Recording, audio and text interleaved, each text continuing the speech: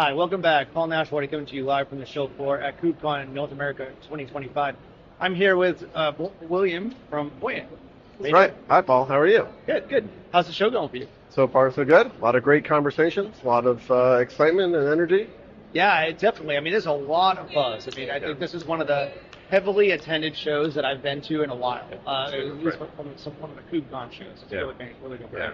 Yeah, I think that's right. Someone actually asked me, what do I think is coming next after Kubernetes? And I was like, Kubernetes has been here for 10 years, and it feels like it's got at least another 10 years in it because the conference keeps growing, the number of attendees keeps growing.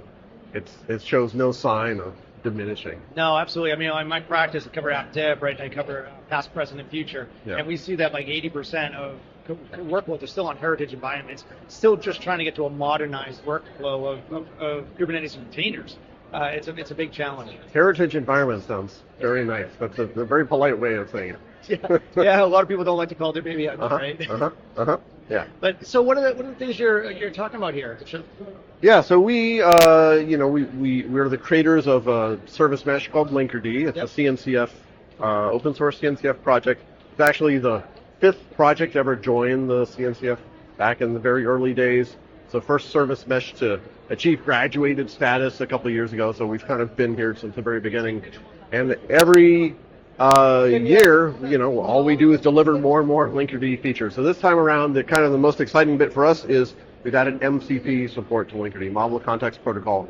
That is the protocol that if you're running agentic workloads and you want them to interact with other resources, that's one of the common protocols, and it's the one that seems to be gaining a lot of traction, although, this ecosystem is so rapidly moving that you never know where things are going to be in a couple more months.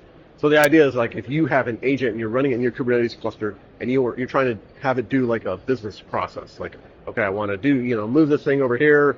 You're having to interact with these API calls. You do that through MCP. You have an MCP server in there that's kind of like doing the translation. And without Linkerd, like if you're using that today, then that communication is basically opaque to you, right? Which is terrifying in enterprise. Oh, really? And it's unconstrained. It's like there's no restrictions on it. So with Linkerd, you can actually start putting in guardrails in place. You can say these types of calls are allowed, these types of calls are not allowed based on the identity of the agent. And you also get full visibility into specific tools and resources and prompts that are being used and how fast or how slow they are, whether they're succeeding or failing, all done. Yeah, that makes a lot of sense. I think that when you look at the number of workloads that are being changed and morphed, especially with the introduction of AI workloads, it really is requiring a different way of doing business, right? Yeah. And having the MCP support in Linkerd is really the next evolution of how this works. Yeah, I think that's right. And for our customers, many of them are starting to dip their toes in a fairly serious way into the world of running agentic workloads on their cluster, but it's a terrifying exercise for them because in the absence of any visibility, in the absence of any control, something's going to go wrong, right? Just a matter of time. Yeah. William, thank you for being on. This has been great. A really exciting show. And thank you for watching our segment here at KubeCon North America 2025.